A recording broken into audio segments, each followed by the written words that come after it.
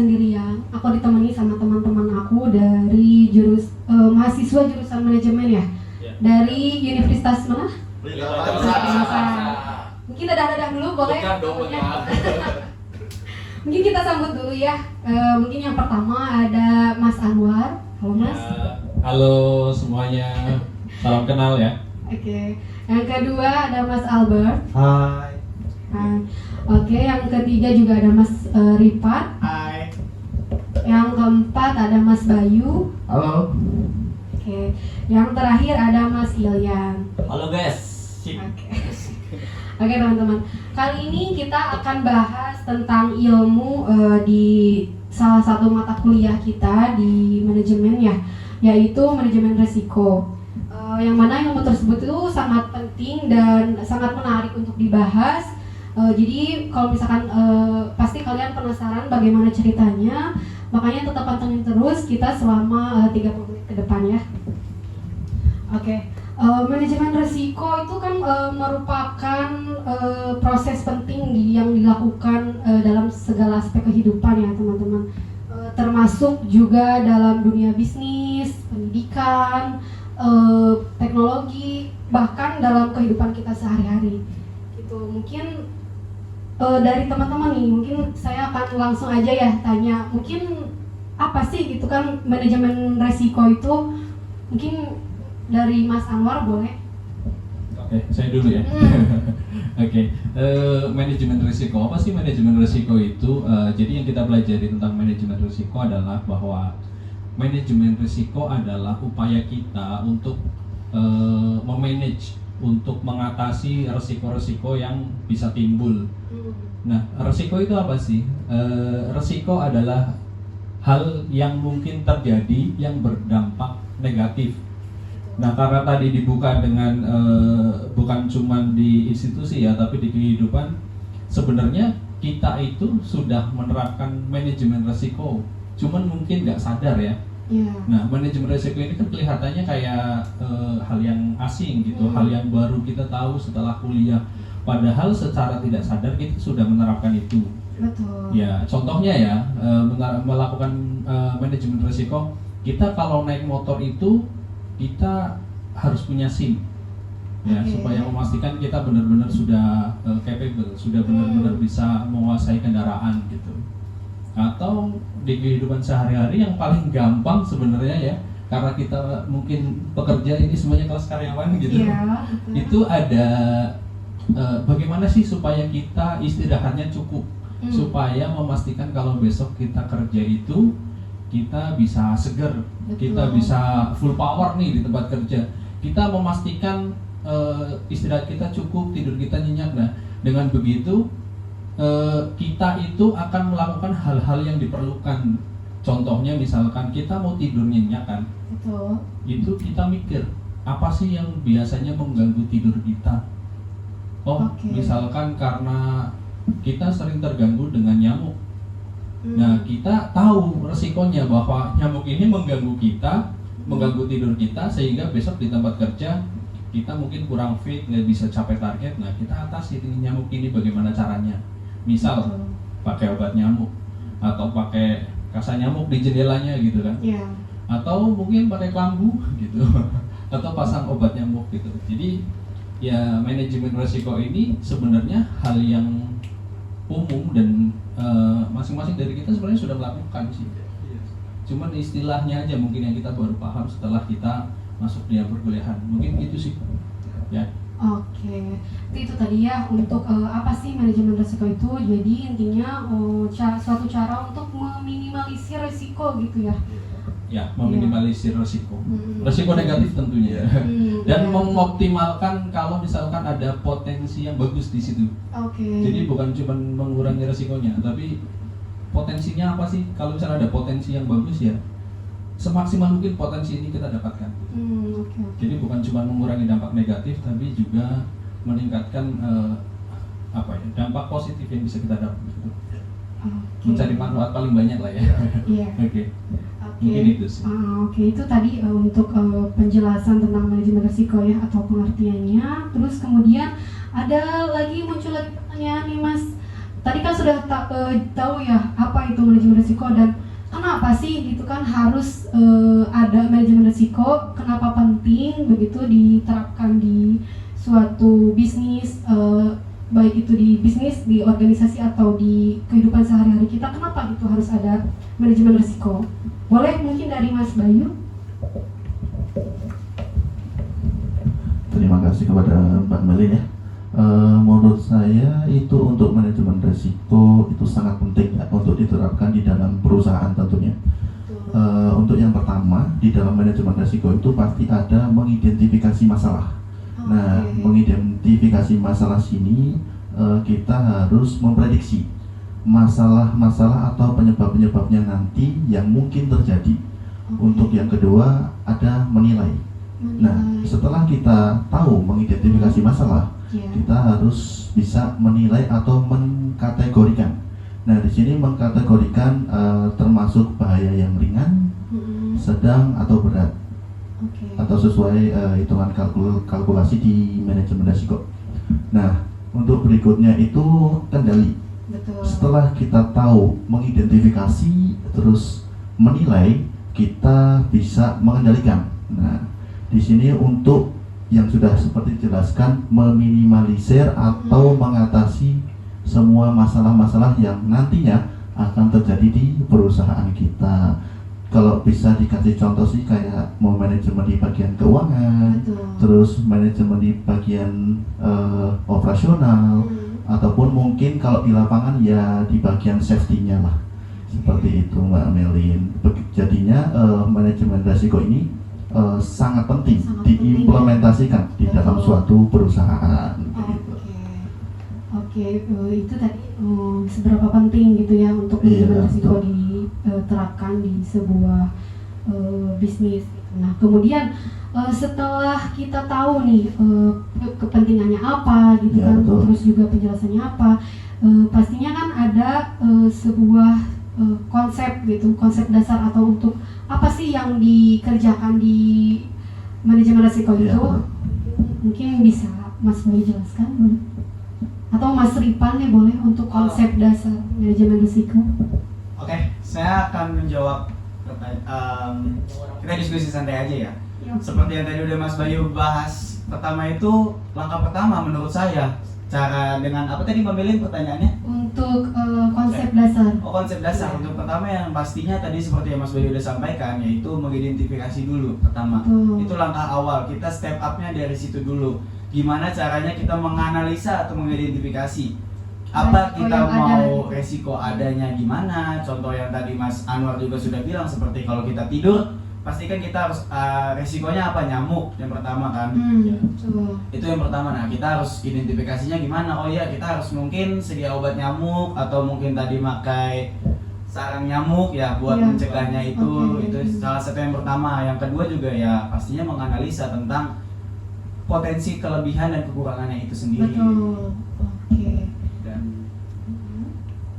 ada juga sih banyak manfaatnya. Dan juga kan manajemen risiko ini kan nggak cuma dari kehidupan bisnis, kehidupan sehari-hari juga sering kita memakai manajemen risiko ini. Contohnya ya seperti kita pakai motor, kita juga harus pasti pakai helm safety-nya, atau mungkin yang punya motor juga harus pasti ya punya kelengkapan surat-surat izin mengemudi yang benar lah intinya, supaya nggak ada terjadi bahaya. Nggak cuma kita kan pasti yang bahaya, pasti orang lain pun akan bahaya kalau misalkan kita nggak meminimalisir resiko itu gitu. Oke, berarti itu tadi untuk kerangka kerja dari manajemen risiko ya. Jadi yang pertama mungkin tadi harus dievaluasi dulu, harus diidentifikasi dulu ya. Terus setelah diidentifikasi mungkin dievaluasi begitu. Tadi kategorikan dulu untuk resiko-resikonya ya. Nah, mungkin setelah kita tahu nih kerangka kerjanya, mungkin selanjutnya metode apa sih yang digunakan di dalam manajemen risiko itu gitu kan, pasti ada cara-caranya begitu ya untuk metodenya. Mungkin Mas Albert boleh saya tanya ke Mas Albert. Nah, di sini kan ada metode risiko. Metode risiko itu seperti kayak ada analisis sebuah risiko yang itu ada kualitatif sama kuantitatif. Betul. Nah, di analisa resiko ini bisa melibatkan sebuah penilaian sebuah resiko berdasarkan pengetahuan dan pengalaman. Sementara analisa ini dapat melibatkan penggunaan data dan model matematika untuk mengukur sebuah resiko Oke. supaya lebih terinci lagi. Oke, supaya lebih ini lagi gitu ya, detail lagi gitu ya Ya, Mas betul. Albert ya. Oke, tadi setelah kita tahu tentang metode atau cara-caranya untuk manajemen risiko ini, mungkin ada kan kita harus berpedoman kemana gitu ya untuk manajemen risiko ini atau berkiblat kemana? Mungkin dari Mas Ilyan, boleh Mas Ilyan disampaikan?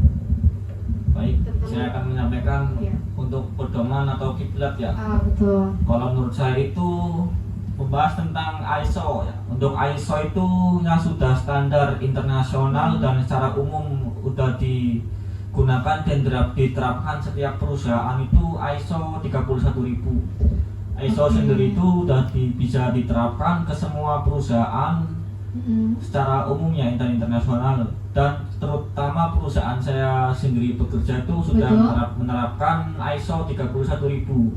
Oke, jadi memakai ISO 31000 itu ya. Iya. Berarti semua bukan hanya di Indonesia, tapi juga mungkin di perusahaan-perusahaan internasional Iya. begitu ya. Sudah internasional dan secara umum ya. Oke. Kalau menurut saya seperti itu. Oke. Nah, mungkin boleh dikasih contoh nggak sih Mas untuk di Indonesia atau boleh dari luar juga yang sudah menerapkan manajemen risiko ini, khususnya Mas ini kan dari dunia pendidikan ya, mungkin boleh dikasih contoh gitu sekolah atau universitas mana yang sudah menerapkan manajemen risiko? Boleh mungkin dari Mas Anwar boleh? Oke, pertanyaannya tadi institusi mana gitu ya? Iya betul, yang sudah menerapkan manajemen risiko ini. Oh, yang harus menerapkan gitu ya? Iya.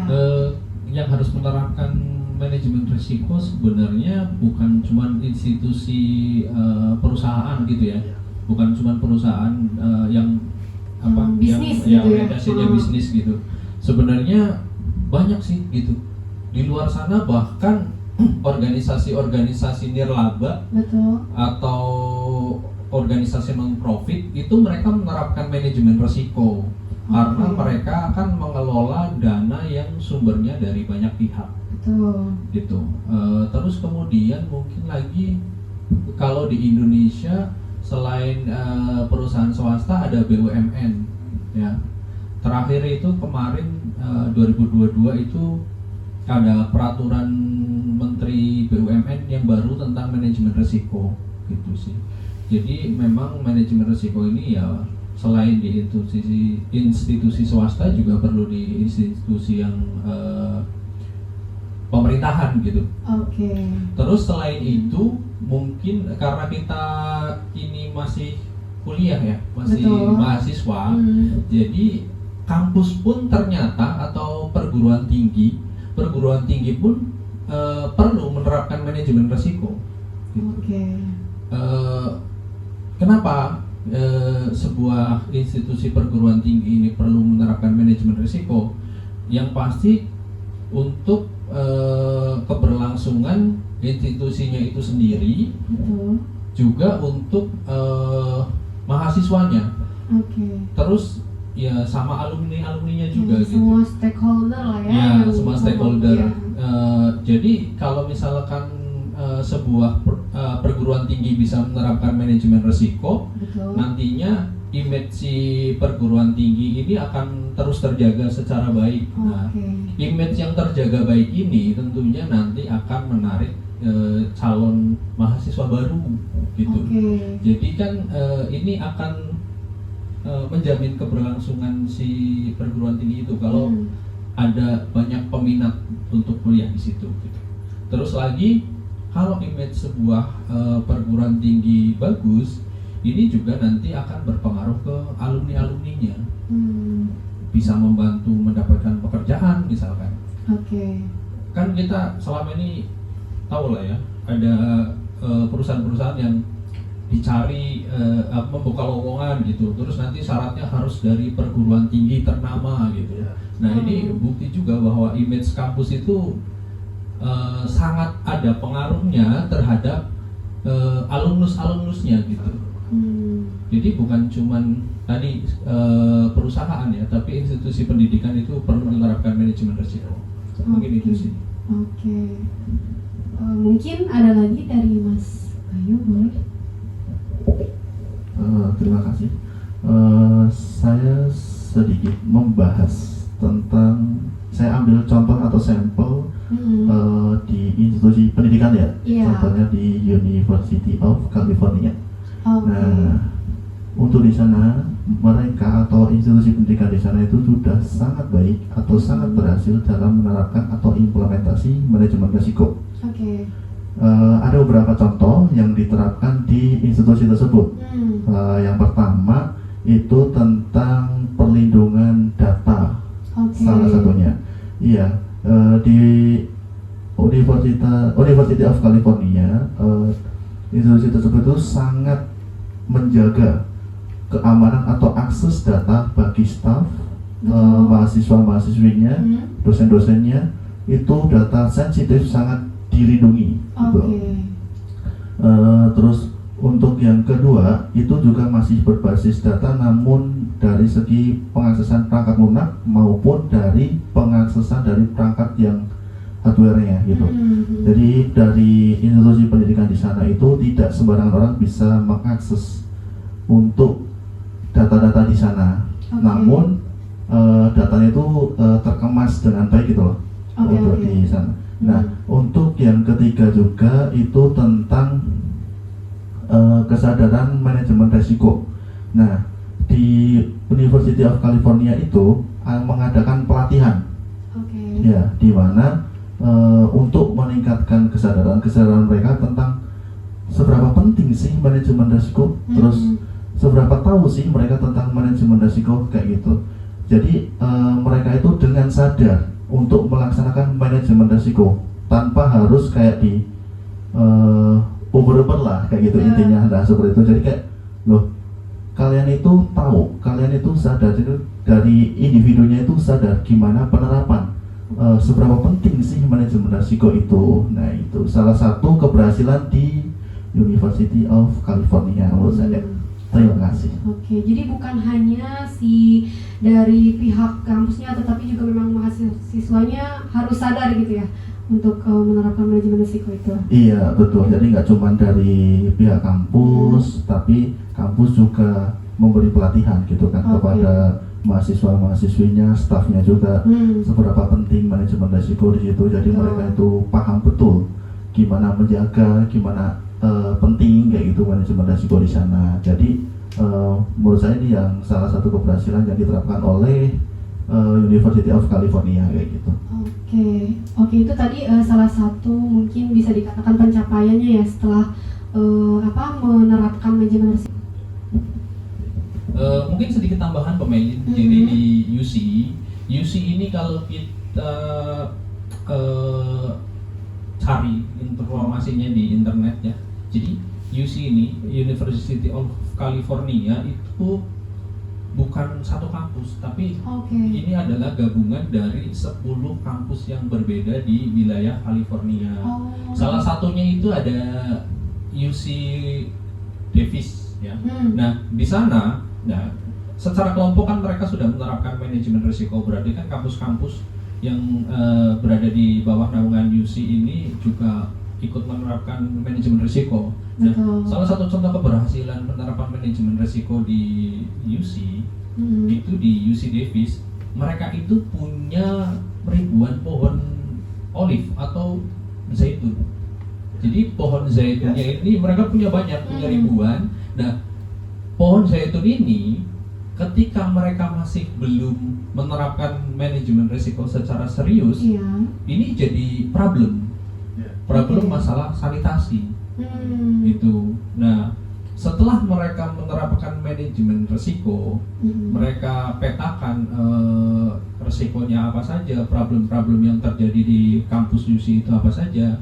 Nah, salah satunya yang jadi problem kan yang tentang pohon zaitun ini kan. Ribuan pohon zaitun ini kalau kita bayangkan pengelola kebersihannya kan lumayan ya. Gitu, daunnya segala macam. Nah, setelah melakukan manajemen risiko secara serius, mereka akhirnya memutuskan, oh ya ini mesti dikelola nih supaya tidak terus jadi problem. Bagaimana caranya problem ini teratasi? Nah, langkah yang mereka ambil itu mereka bekerja sama dengan perusahaan produsen minyak zaitun. Jadi pohon-pohon pohon-pohon zaitun di sana akhirnya dikelola bersama antara UC dengan perusahaan produsen minyak zaitun.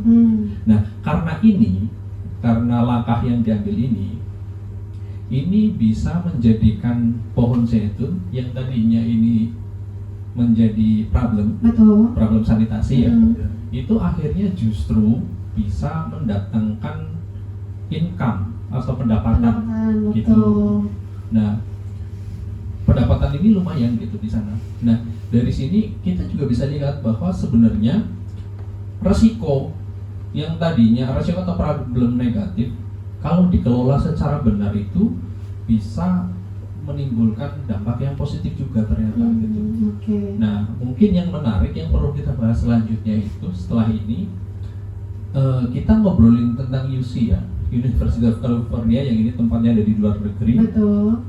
Kira-kira kalau di dalam negeri kampus-kampus Indonesia lah ya, sudah menerapkan belum sudah gitu? menerapkan atau belum gitu ya? Mungkin itu bisa dibahas ya Mbak Meli. Oke, nanti next kita jadwalin. Oke, mungkin itu tadi untuk pencapaian-pencapaian dari UC ya untuk manajemen risiko ini. Nah, jadi apa nih yang bisa kita dapatkan atau kita contoh dari UC setelah mereka menerapkan manajemen risiko sebagai acuan kita untuk tahu tentang manajemen risiko ini? Oke, nah mungkin itu tadi universitas di luar negeri ya. Mungkin di Indonesia sendiri nih sudah ada mungkin yang menerapkan manajemen risiko. Boleh Mas Yayan, silakan. Kalau di Indonesia itu tentu saja banyak universitas atau pendidikan yang sudah menerapkan manajemen risiko ya. Itu yang saya tahu itu yang pertama di UI, Universitas Indonesia. Itu dia memiliki program pendidikan tingkat sarjana dan prasarjana yang mencakup dalam manajemen risiko. Betul. Untuk mereka sendiri juga untuk universitas tersebut itu mencakup dalam penerapan penelitian dan pengembangan tentang manajemen risiko. Terus yang kedua itu ada di ITB, Institut Teknologi Bandung. Betul. Untuk ITB itu mencakup tentang yang saya tahu itu untuk manajemen studi teknis. Dan untuk mencakup yang lainnya tentang manajemen risiko proyek dan manajemen risiko lingkungan. Terus Jadi untuk ITB ya? Yang terakhir yang saya tolak itu untuk di Universitas Gadjah Mada. Untuk UGM itu di Yogyakarta ya Mbak. Untuk UGM tersendiri itu hampir kayak UI ya untuk menerapkan manajemen risiko untuk tentang penelitian. Kalau yang saya tahu ya. Itu saja sih yang saya tahu dalam di Indonesia untuk terkait manajemen risiko pendidikan. Oke, itu tadi beberapa kampus mungkin ya di Indonesia yang sudah menerapkan manajemen risiko. Nah, mungkin di kampus Mas sendiri nih di UPB gitu ya, di Universitas Pelita Bangsa, apakah memang sudah menerapkan sejauh ini manajemen risiko atau gimana? Boleh dari Mas Ripan mungkin ya? Oh iya.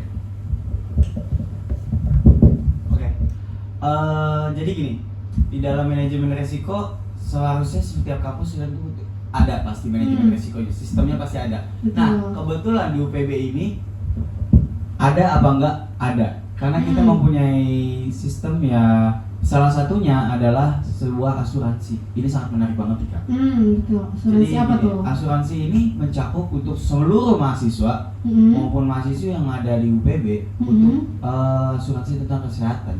Kesehatan tentang manajemen resiko kesehatan mereka. Betul. Karena ya kita nggak pernah tahu ya, atau jangan sampai lah, tapi ya entah kecelakaan atau dan sebagainya, itu UPB itu bisa cover. Dan Oke. itu full di covernya oleh UPB gitu. Jadi meminimalisirnya itu melewati itu ya, ada asuransi begitu berarti. Betul, jadi Oke, bekerja sama dengan apa tuh?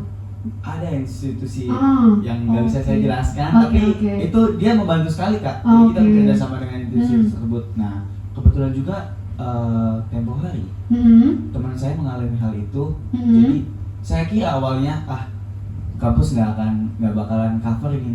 Ini cuma mungkin omongan di pas orientasi aja gitu. Ternyata benar di cover Oke, full. oke. Dan Berarti beliau memang pun juga kaget. Oh, diterapkan iya, gitu ya. Itu salah iya. satu penerapan manajemen Dia risiko. cuma ngasih dari dokter itu ada beberapa diagnosa. Jadi oh yaudah kalau emang ini segini biayanya segini, oke kita tanggung semuanya. Oh, jadi langsung di cover gitu ya. cover, Kak. Oke, Nah, untuk itu yang pertama. Yang kedua, Oke.